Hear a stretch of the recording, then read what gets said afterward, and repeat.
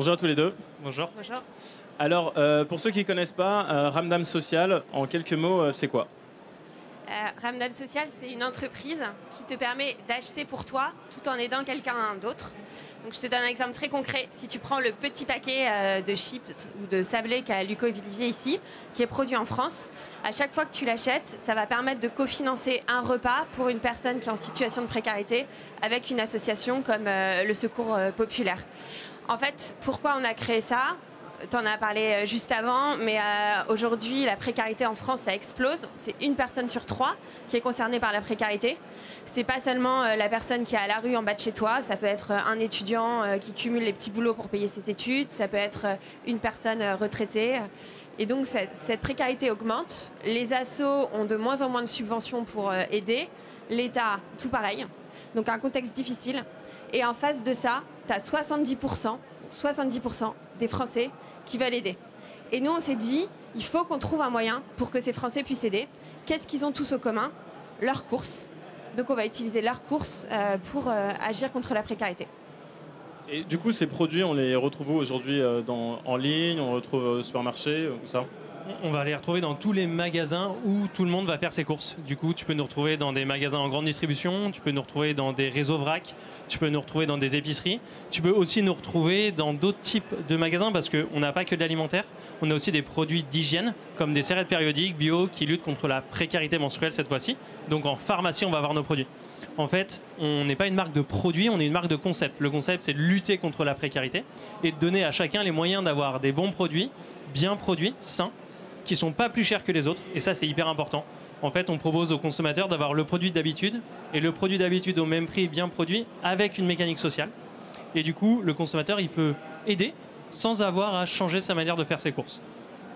Et comment on fait pour reconnaître ces produits? Du coup, c'est quoi le logo? Alors, tu les reconnais parce qu'on a vraiment mis la mission sur les packaging. Donc, l'idée, c'est vraiment, tu achètes, tu fais un don. M'acheter, c'est faire un don.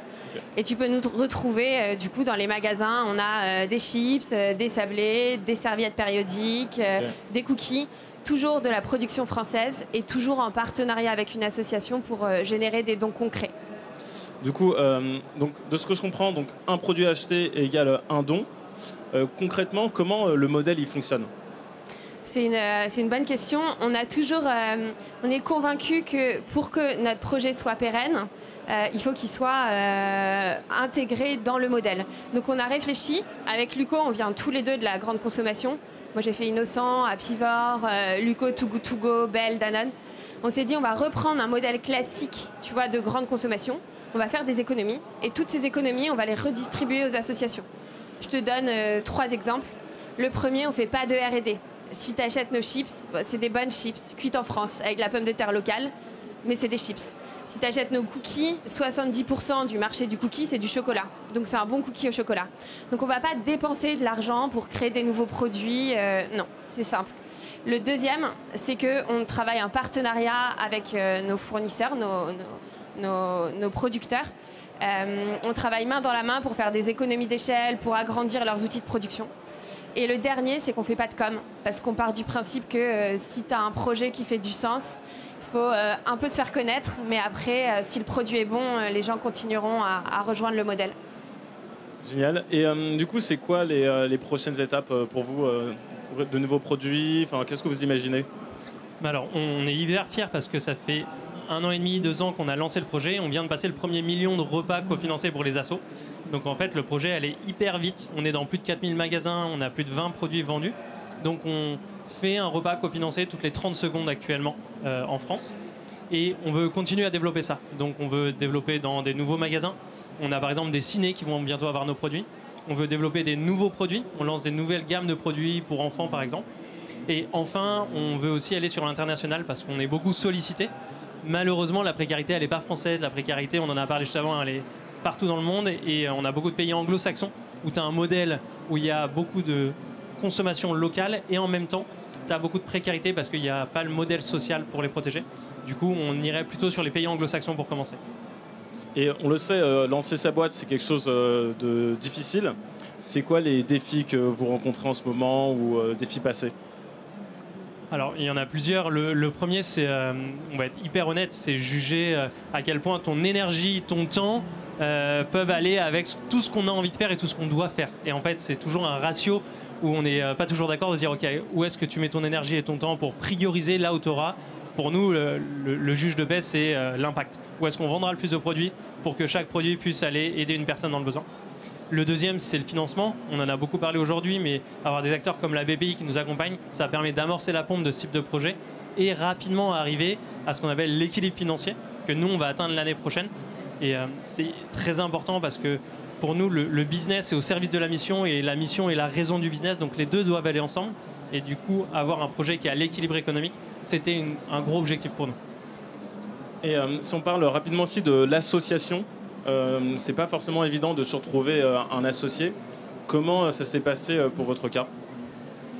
On s'est rencontrés sur une mission de freelance. Donc tu vois, c'est le recruteur qui avait bien vu la complémentarité des profils.